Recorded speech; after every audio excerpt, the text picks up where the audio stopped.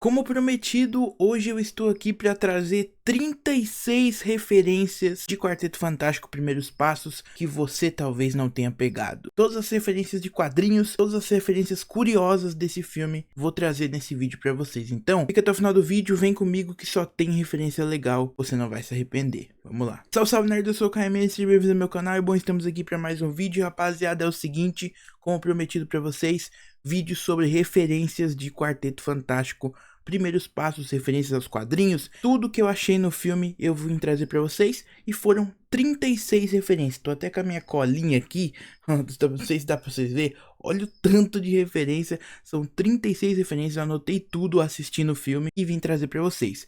Se ficou faltando alguma, já deixa eu te pedir, coloca aí nos comentários que eu posso fazer uma parte 2. Se você percebeu alguma coisa e quer acrescentar, é só comentar aí. Vamos começar porque tem muita coisa aqui. A primeira referência já é referência à Terra 828, que inclusive eu fiz um vídeo aqui nesse canal. Vou deixar na descrição todos os vídeos relacionados a referências que eu já fiz, que é em homenagem ao aniversário do Jack Kirby. O aniversário dele é dia 28/8, você trocando as datas, né, o mês pelo dia, a Terra do Quarteto Fantástico, em homenagem ao aniversário do criador do Quarteto Fantástico. A próxima referência é no teste de gravidez da Sue Storm. Temos uma pequena cegonha no teste de gravidez ali do lado. Faz uma referência clara à cegonha de WandaVision.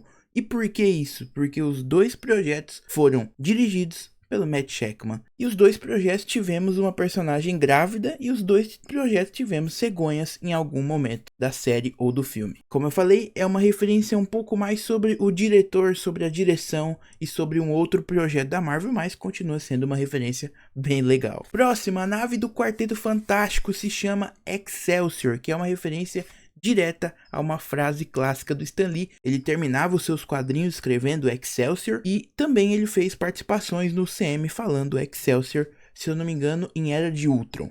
Eu preciso de um gole disso. Não. Este aqui foi envelhecido durante 1000 anos. Não foi feito para os mortais. Nem aprende uma ralo, loirinho. Pare de tentar nos assustar. Me dá. Excelsior. Próxima referência ainda nos 5 minutos iniciais, para vocês verem como 5 minutos iniciais tem muita referência, o Quarteto Fantástico derrotando o Giganto, um dos primeiros vilões do Quarteto Fantástico, e é uma referência clássica à primeira capa do primeiro quadrinho de 1961 do Quarteto Fantástico, em que eles estão lutando com o Giganto. Não é exatamente a mesma cena, eles estão em posições diferentes, o Giganto não está segurando a Sue Storm, o Ben Green está dando um soco no Giganto, eles estão derrotando o Giganto, mas é uma referência óbvia e clara à primeira capa do Quarteto Fantástico. Inclusive nessa cena, mesmo que rápido, a gente consegue ver os trajes clássicos dos quadrinhos também, que inclusive foi postado em uma foto recente pelo Pedro Pascal com os trajes clássicos. Então, realmente, muito bonito, infelizmente foi descartado, mas o traje da década de 60 do quarteto também é legal. Ainda nesses 5 minutos temos uma referência a um desenho do Quarteto Fantástico de 1967, aquele desenho que as crianças estão assistindo, que no universo deles foi feito, inclusive aparece o Ben Green gritando, tá na hora do pau.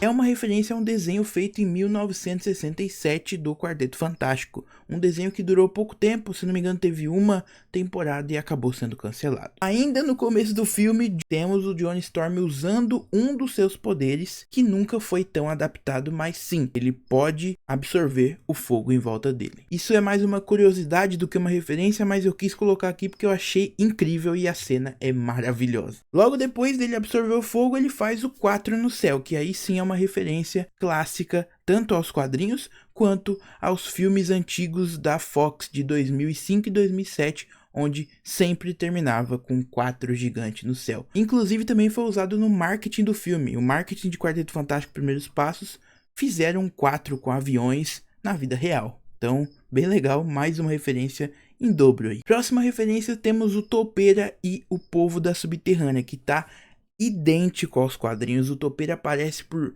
milissegundos, mas tá idêntico aos quadrinhos. o seu povo da Subterrânea também, e o visual dessa cena, mesmo que rápida, tá muito, muito fiel e muito legal. E agora, ainda sobre o Topeira, temos uma referência a Scooby-Doo. É isso mesmo que você ouviu. O Topeira, quando tá sendo preso, ele fala: é tudo culpa do Reed Richards, se não fosse ele e não sei o que, eu não estaria preso, lembrando o que todo vilão falava quando o Scooby-Doo e a sua trupe o prendiam.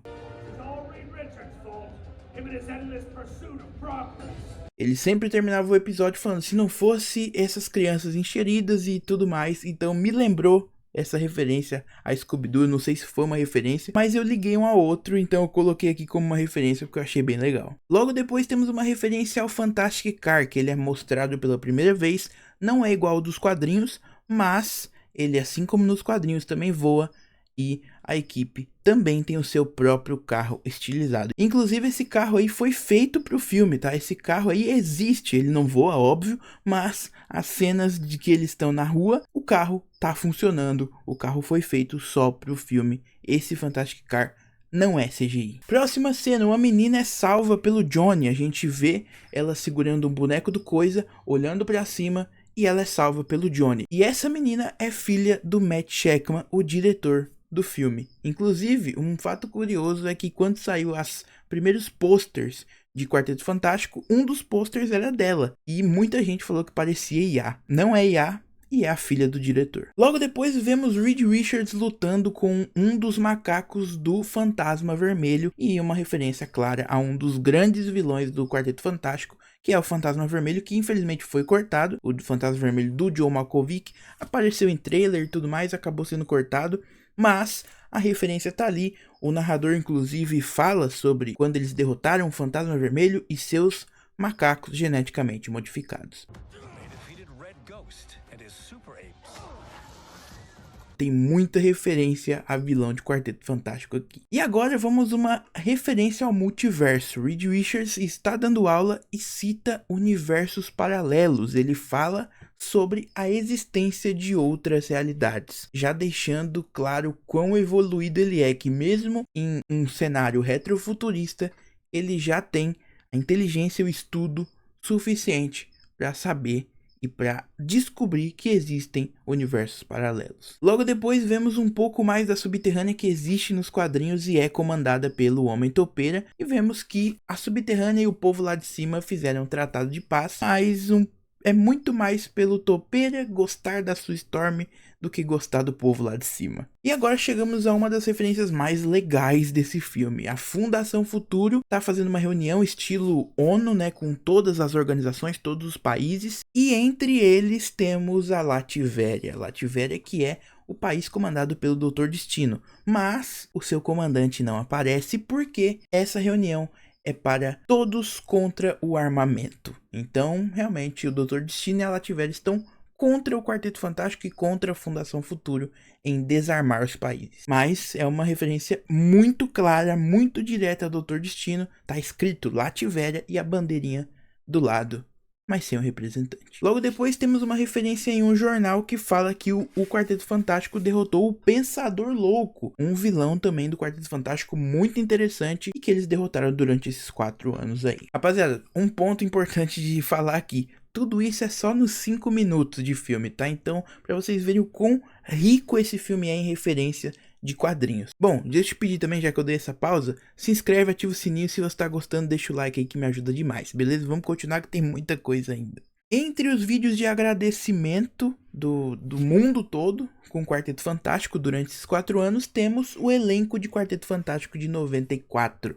o filme que nunca saiu do papel. O filme que foi gravado, o filme que foi feito, foi terminado, mas nunca foi para os cinemas, porque nunca foi o objetivo. O filme de 94 foi feito para não perder os direitos da equipe e infelizmente enganaram os 4 atores, falando que eles estariam criando um filme para a cultura pop que seria importante e que no fim não era nada disso. Mas os 4 atores foram chamados pela Marvel e fizeram essa participação especial aí em Quarteto Fantástico e foram lembrados, o que é muito legal e, pô, uma referência absurda e muito linda. Logo depois, o Quarteto Fantástico é apresentado pelo Ted Gilbert com um palco cheio de setas apontada para eles, uma referência clara aos Beatles, que fizeram uma apresentação em um palco cheio de setas também. Inclusive os Beatles eram chamados de Quarteto Fantástico por algumas pessoas, mas aí uma referência dupla também. Depois disso, então, conhecemos o Herbie, o robozinho da Família Fantástica, que inclusive foi criado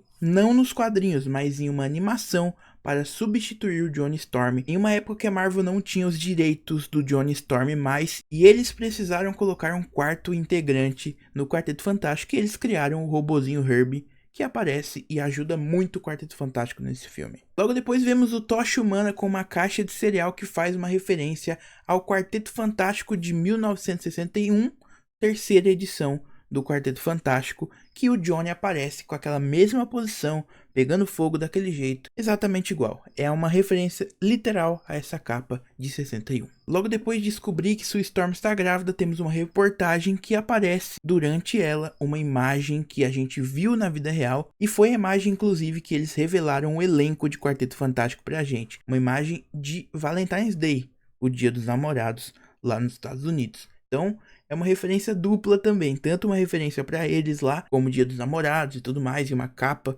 de um jornal, também foi uma referência pra gente, porque a gente teve o Quarteto Fantástico anunciado nessa imagem aí. Próxima referência, vemos o Ben lendo um livro de como cuidar de um bebê. Basicamente aí o tio se preocupando para quando o seu sobrinho chegar. Eu achei fofo, achei legal, eu quis colocar aqui. Eu acho uma referência bem legal. Depois disso, Johnny acha um brinquedo do Tocha Humana dentro daquela caixa de cereal que tinha ele na capa. E fica enchendo o saco do Ben Grimm até ele pegar e transformar o boneco em pó. Mais ou menos o que o Coisa fez lá com o Johnny em 2005 no primeiro Quarteto Fantástico. Stop it, Johnny. Agora temos referência a 3 vilões do Quarteto Fantástico. O Reed Richards, ele acaba denunciando algumas gangues que ele vinha perseguindo por baixo dos panos. E dentre elas temos 3 gangues de 3 vilões clássicos do Quarteto Fantástico. E são eles: o Mago, El Diablo e o Mestre dos Bonecos. Então a Surfista Prateada chega e temos uma referência ao Stan Lee e também ao Jack Kirby. 2 desenhistas, 2 quadrinistas estão observando a chegada da Surfista, e esses 2 quadrinistas trabalham na Timely Comics, que era o nome da Marvel antes de se tornar Marvel Comics. Por isso que eu imagino que esses 2 sejam Jack Kirby e o Stan Lee, os amigos que criaram basicamente a maioria dos personagens da Marvel Comics. E vemos também uma página de um quadrinho do Quarteto Fantástico de 1963 que o Vigia aparece. Então, realmente é uma referência clara aos quadrinistas mais famosos da Marvel Studios. Antes deles irem para o espaço, a gente vê um pouco mais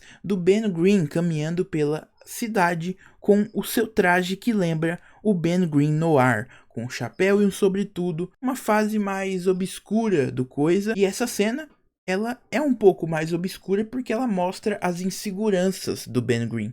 Mesmo não sendo igual o Ben Grimm Noir, ele também é uma cena obscura porque ele tá inseguro com a sua aparência, com o jeito que a sua vida mudou e até de conversar com as pessoas. Então o quarteto vai em direção ao Galactus e vemos a nave dele, a TA-2, a nave que ele usa também para se alimentar nos quadrinhos.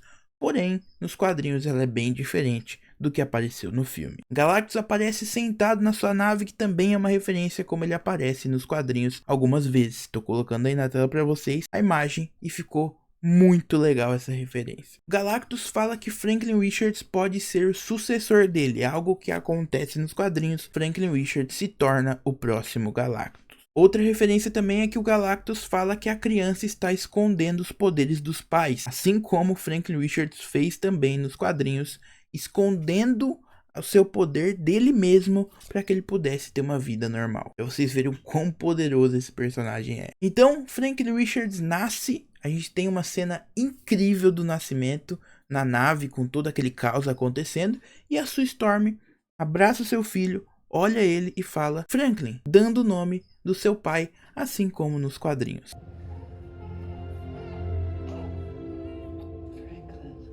Inclusive é bem emocionante de ver quando ela fala Franklin, ela olha pro Johnny falando tipo, o nosso pai, né? Tipo, a gente consegue sentir toda a emoção nessa cena. Essa cena em si é muito, muito foda. A melhor do filme. Logo após eles chegarem na Terra, Sue Storm faz um discurso emocionante, conta a história da sua família. Assim como nos quadrinhos, ela e o irmão perderam sua mãe e o seu pai não consegue salvá-la. Family. It's about connecting to something bigger than yourself. We'll face it together. As a family. Logo depois temos um grande salto, porque foi o que eu consegui pegar aqui de referência, é o Ben com barba, né? Eu fiz um vídeo aqui também, vou deixar na descrição, junto com outro da Terra 828, que o Ben Grimm aparece com uma barba longa, que é uma referência a um quadrinho em que o Reed Richards viaja há 4.000 anos na frente e encontra o seu amigo nos seus últimos dias de vida com uma barba gigante. Logo depois o Johnny descobre toda a história da surfista e faz ela lembrar de tudo. Temos um flashback da história dela que é idêntica à história do Norrin Red, o surfista prateado original. Inclusive ele fala que o nome dela é Shalabal, ele descobre isso, e o nome da mulher do Norrin Red é Shalabal, que no futuro, em um outro universo paralelo, acaba se tornando a surfista, assim como nesse filme, em um universo paralelo, ela é a surfista prateada. Finalmente, a referência mais esperada por todos, tá na hora do pau. Ben Grimm é carregado pelo Johnny e jogado contra o Galactus e finalmente fala a frase que todo mundo fica perturbando ele o filme todo e grita, tá na hora do pau. Uma frase clássica do Ben Grimm que ficou como um slogan dele. No. What time is it, Ben? No, Johnny. Say it! I don't wanna! Say it! E para finalizar, o Ted Gilbert pede para que o Franklin use um uniforme com o número 5, dizendo que ele é o 5º membro da família e o 5º integrante do Quarteto Fantástico, que agora são 5. E esse uniforme com o número 5 é o que ele usa em algumas histórias nos quadrinhos, inclusive Guerras Secretas. Então, uma referência muito legal e bem importante. E bom, essas foram as 36 referências que eu consegui pegar nesse filme. Como eu falei, se eu acabei deixando passar alguma coisa, coloca nos comentários que eu posso fazer uma parte 2. Beleza, rapaziada? Comenta o que vocês acharam também. Deixa o like se você curtiu. Se inscreve, ativa o sininho para não perder nenhum conteúdo. Tô cobrindo tudo de Quarteto Fantástico. E vídeos assim como esse, você só vai ver aqui. Então se inscreve, ativa o sininho, vem comigo. Muito obrigado por você que me assistiu até aqui. Valeu, falou e até a próxima.